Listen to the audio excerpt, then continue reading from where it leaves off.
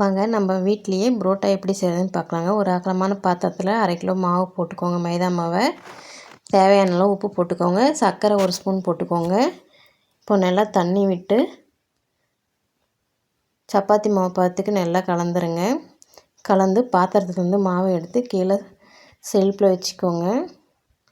இந்த மாதிரி கல்லில் போட்டு கீழே மாவு கொஞ்சம் வரமாவை போட்டு நல்லா இந்த மாதிரி இழுத்து இழுத்து விட்டு ஒரு 20 நிமிஷம் இந்த மாதிரி பண்ணிவிடுங்க. பண்ணிவிட்டு மறுபடியும் அதே பாத்திரத்துலேயே மாவை எடுத்து வச்சுருங்க. எடுத்து வச்சு மேலே எண்ணெய் கொஞ்சம் ஊற்றி 2 பக்கமும் புரட்டி எடுத்து அப்படியே ஒரு 4 மணி நேரம் அப்படியே விட்டுருங்க. நல்லா மாவு ஊறினதுக்கப்புறமா மறுபடியும் எடுத்து உங்களுக்கு எந்த அளவுக்கு உருண்டை வேணுமோ, புரோட்டா சைஸ் வேணுமோ அந்தளவுக்கு நீங்கள் உருண்டை பிடிச்சிக்கோங்க. எனக்கு இந்த 1/2 கிலோ மாவில் 14 உருண்டை வந்ததுங்க. மாவு நீங்கள் உங்களுக்கு எடுக்கிறப்பயே தெரியும் எப்படி அந்த ஈஸியாக அழகாக வருங்க. இப்போ மாவு உருண்டை பிடிச்சாச்சுங்க. இது ஒரு 1/2 மணி நேரம் அப்படியே இருக்கட்டும். அதில் இருக்கிற எண்ணெயே போதுமானது.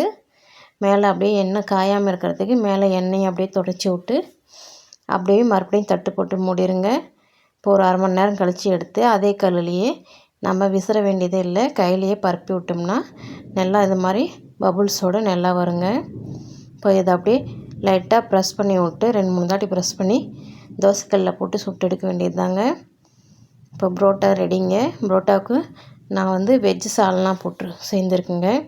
அதுலேயே எக்கும் போட்டு செஞ்சுருக்கேன். டேஸ்ட்டு ரொம்பவே நல்லாயிருக்கு. நீங்களும் இது மாதிரி செஞ்சு பார்த்துட்டு கமெண்ட்டில் எப்படி வந்திருக்குன்னு சொல்லுங்கள். என்னோடய சேனலை சப்ஸ்கிரைப் பண்ணி பெல் பட்டனை கிளிக் பண்ணுங்கள்.